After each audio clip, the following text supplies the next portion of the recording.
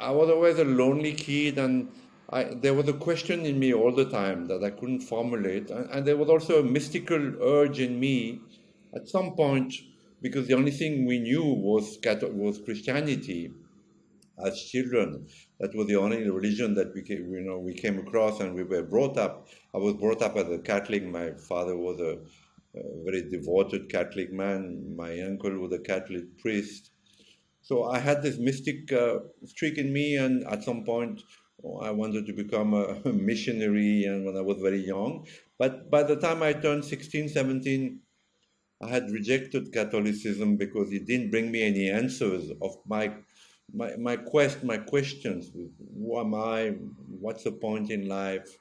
So when I had just turned 19, I had a friend whose father was the last French governor of Pondicherry. And he told me that there was a caravan of cars driving from Paris to Pondicherry to start a city called Auroville, based on the ideals of a gentleman called Aurobindo. And this city was, Aurobindo had passed away in 1950, but his companion, his spiritual companion, the mother, who herself was a French lady, was actually starting Auroville. So I didn't know anything about India. I had no idea about Sri Aurobindo or Auroville, but I thought that I should go around the world, and that I would find answers to my question by this going around the world alone and leaving my family and my education behind. So I started with this caravan. We drove from Paris to Pondicherry. It was a rather hectic trip because we had only second-hand cars and the roads were very bad in those days. We had a lot of adventures. I wrote a book in French on this caravan called The Inner Caravan. And then we reached Delhi.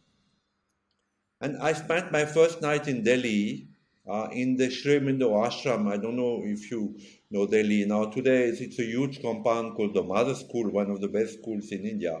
But in those days, it was still in the fields. This part of Delhi was not developed yet. And there was this house in the fields. And it was evening, and I climbed on one of the vans. There were two vans and three cars.